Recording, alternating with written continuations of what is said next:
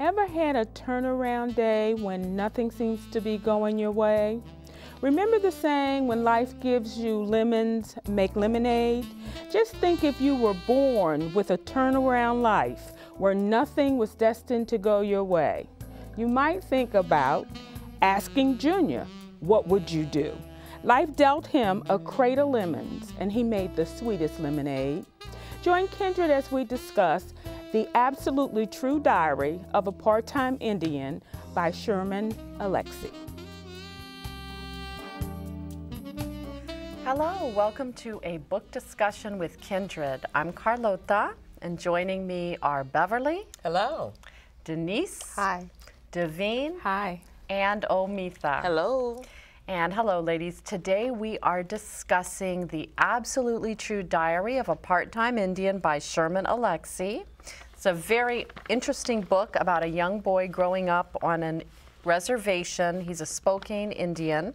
And one of the things he talks about is stereotypes about Indians, and he says that the larger society very often romanticizes Indians and kind of thinks of them as noble and spiritual. It's a very funny scene where a rich white billionaire comes to his grandmother's funeral. Denise, what do you want to tell us about that? when Ted shows up in his native blankets and his buckskin, pants. He's coming with this powwow outfit that's like 50 pounds. It's well beaded, so you know it's a very old artifact of the culture.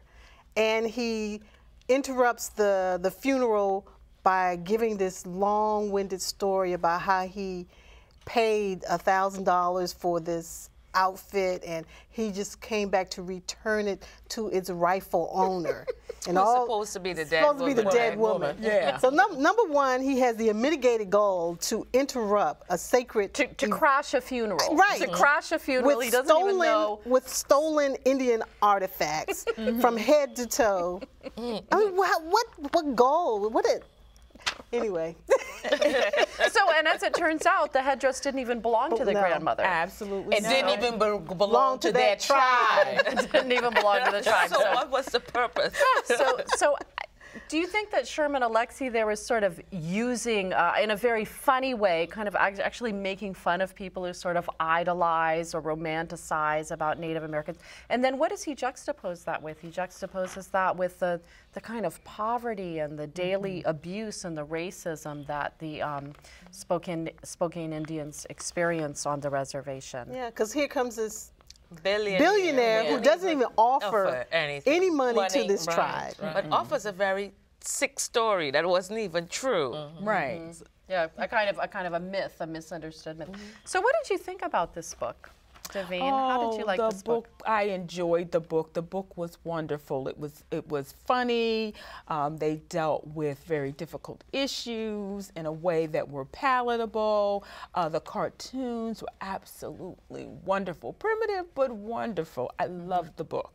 And it transcends all age groups. So not just for the teenagers, but for anybody who wants to pick it up and read it. So as you're very fond of saying, life dealt this Junior, this character, a crate of lemons. But what happened? He made very, very sweet lemonade. The very sweetest lemonade. Very sweetest lemonade. Omitha, how about you? How did you like the book? I loved the book. I loved the wit and the humor that it was written with, the fact that he dealt with very serious social issues in a way that was palatable, that you could really get into. And I really don't understand how this book could be banned because of the violence. I'm still waiting to see what violence they were talking about. So let's discuss that for a minute. We know that this book was banned in 4 jurisdictions, I think, in Missouri, somewhere in Missouri, Wyoming, and Washington.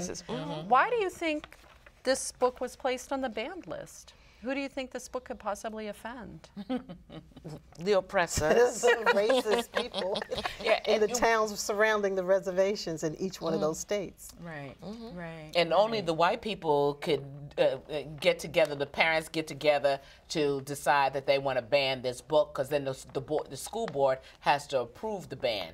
Right. Because and it shows up the insecure. I mean, it shows up what they were doing, how they were Right. oppressing people. I thought it's very interesting how, you know, we can get movies like Slumdog Millionaire, which critique conditions of poverty in other countries, but here in the United States, we're discouraged from sort of examining the poverty that we have in our own community. Well, that's it for Kindred for today. Denise, do you want to take us out?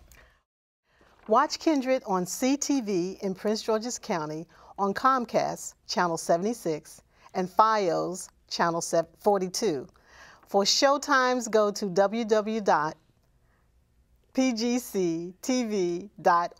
That's www.pgctv.org.